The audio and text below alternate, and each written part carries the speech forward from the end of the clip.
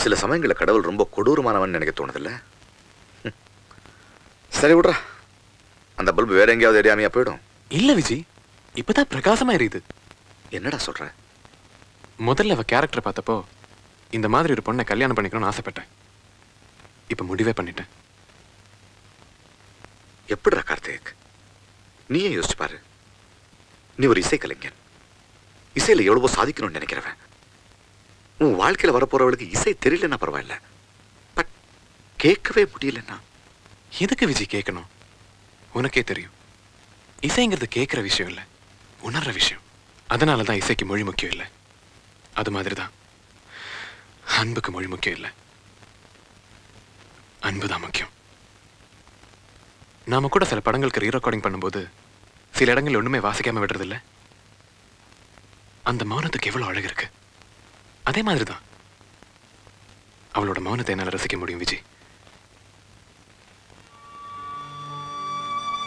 அதுக்காக நான் ஏதோ அவளுக்கு வாழ்க்கை கொடுக்கறதா நினைக்கல, என் வாழ்க்கை அவ கூட ஷேர் பண்ணிக்கணும்னு நினைக்கிறேன். வாழ்க்கை நல்லா இருக்கும்னு தோணுது.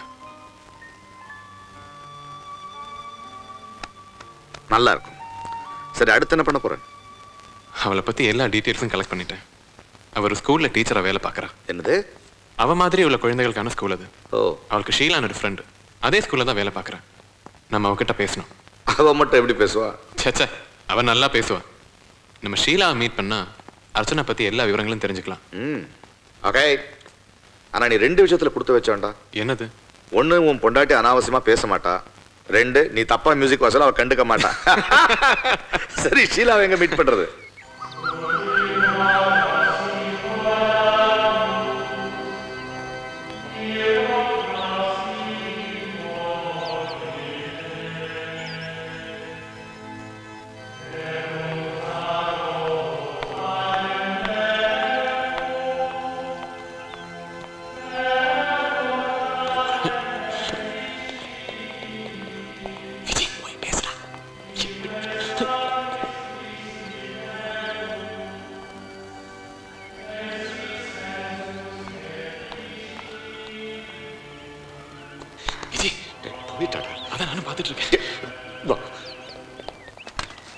அவளை நிறுத்தி ஏதாவது பேசி தொலையண்டா.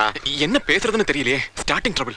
இது பாரு, உனக்கு ஸ்டார்டிங் ட்ரபிள் இருக்கலாம், அவ வண்டிக்கு ஸ்டார்டிங் ட்ரபிள் இருக்க மாதிரி தெரியல. நான் போய் ஸ்டாப் பண்றேன், ஏதாவது யோசிச்சு வா. Hello hello madam, excuse me, stop stop stop stop. Yes. License இருக்கா? யார் நீங்க? சிபிஐ. அதுக்கு எதுக்கு லைசென்ஸ்லாம் கேக்குறீங்க? நான் அதெல்லாம் கேட்போம். லைசென்ஸ் இருக்கா இல்லையா? நீங்க சிபிஐ, நான் எப்படி நம்புறது? Good question. நான் இப்படியே நடந்து போறேன், சிபிஐ ன்னு கூப்பிடுங்க, திரும்பி பார்க்கறேன். என்ன கிண்டல் பண்றீங்களா? நான் உங்களை அப்பவே நோட் பண்ணேன். ஒரு சர்ச்ல வந்து இப்படியே பிஹேவ் பண்றது. இருங்க இருங்க, தப்பா நினைக்காதீங்க. நீங்க யாரு? அவர் LIC, I mean CBI. I'll call the police. நீங்க நினைக்கிற மாதிரி இல்லைங்க. உங்ககிட்ட ஒரு முக்கியமான விஷயம் பேசணும். அதான். என்கிட்ட என்ன பேசணும்? உங்க ஃப்ரெண்ட் அர்ச்சனா பத்தி கொஞ்சம் பேசணும். அர்ச்சனா பத்தியா? என்ன விஷயம்? அது வந்து அர்ச்சனாவுக்கு ஒரு நல்ல வரணும் வந்திருக்கேங்க. பேர் கார்த்திக், கீபோர்ட் பிளேயர். நான் ரொம்ப நல்லவன், அவன் என்னை விட நல்லவன். யாரு?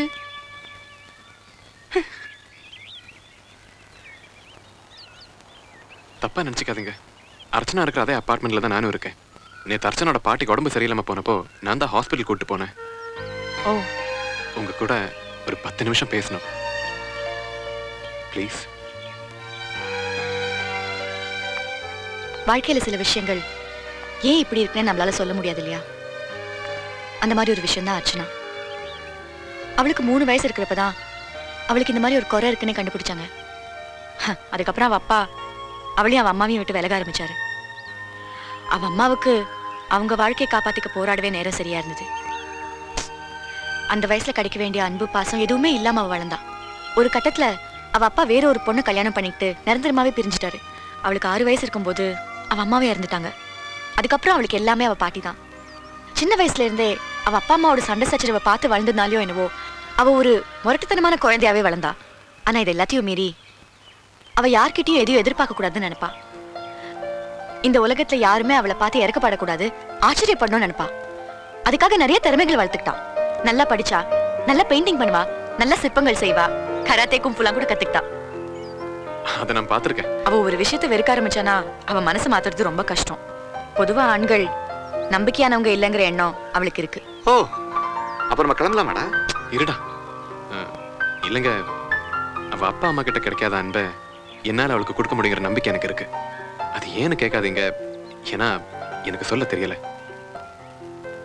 எனக்கு உங்களை முன்ன பின்ன தெரியாது. இருந்தாலும் ஆண்டவன் சன்னிதானத்துல வந்து அர்ச்சனாவை பத்தி கேக்குறீங்க. உண்மையா இருப்பீங்கன்னு நம்புறேன். எங்க நம்ம பேசும்போது அவ புரிஞ்சுப்பாளா? முகத்தை பார்த்து பேசினா உதடு அசையறது வச்சு புரிஞ்சுப்பா.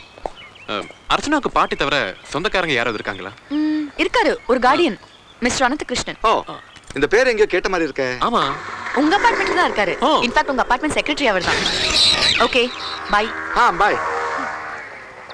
டே கார்த்திக், பொதுவா காதலிப்பாங்க, அப்புறம் வில்லன் வருவான், அதுக்கப்புறம் தான் பிரச்சனை வரும். இங்க பிரச்சனை ரெடிமேடா இருக்கு, வில்லனை ஃபிளாட்ல ரெடி பண்ணிட்டேன். இதுக்கப்புறம் யாரு? பாட்டியா?